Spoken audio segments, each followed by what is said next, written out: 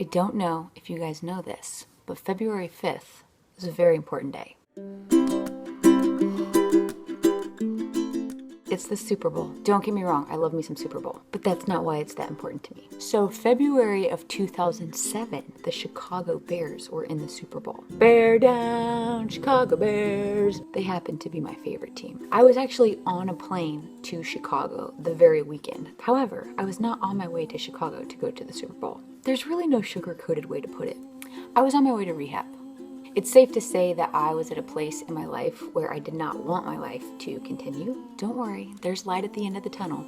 This is present day. And so to spare you some of the details, let's just say it was a super rough season of life in which I made really poor choices in how to deal with it. So I landed myself in rehab in Chicago. I boarded the plane not really wanting the plane to make it to its destination. Not that I wanted anything to happen to anyone else on board. The pilot gets on the intercom and says, "Good evening, ladies and gentlemen. We'd like to thank you for flying the friendly skies of blah, blah, blah airlines. We are headed to the Super Bowl contender home of Chicago." Flight attendants get on the microphones and they're like, "Da Bears." People sitting beside me are going, "Da Bears, da Bears, da Bears, da Bears, da Bears, da Bears." And I'm like, what the crap is happening? So mind you, boarding a plane when you kind of want to die, only to be surrounded by people yelling, "Da Bears, da Bears, da Bears, da Bears, da Bears, da Bears." It sort of feels like you're in this alternate universe where like maybe things might be okay for a little bit. Suddenly a big pressurized metal tube turned into like a magical land of people screaming and dancing about bears and landing in a winter wonderland. Seeing the spirit of the people on that plane by the time we got to Chicago, I was at the least bit curious to see the game. Now, this in and of itself might not seem like a big deal. However, it was the tiniest glimpse of having something to actually look forward to, as opposed to being in a state of wanting everything to end. I think I was sitting around waiting for God to come pounding down my door and rip me out of my mess, instead of just looking for hope in the little stuff, like the desire to see a football game. That bought me time. I get it. That's weird. I watched the Super Bowl that weekend, so hoping that the Bears were going to win after the experience that I had on the airplane.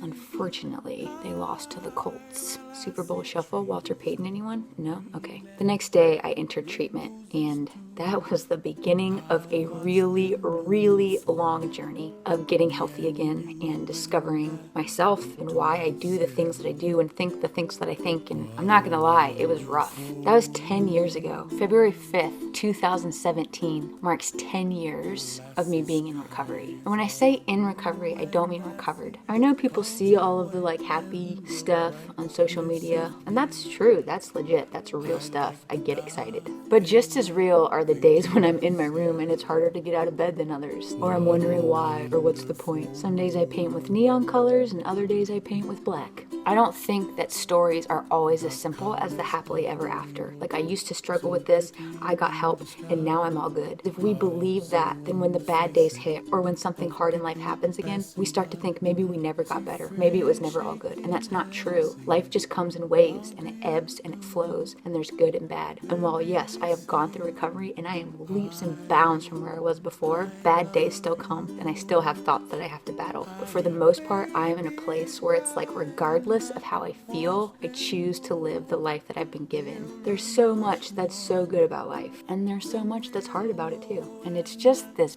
big, beautiful mix of both. So, all of this to say, happy Super Bowl to all y'all out there, and happy February 5th to me, because I'm pretty stoked to be 10 years in to living a really good and really hard, but really worth it life.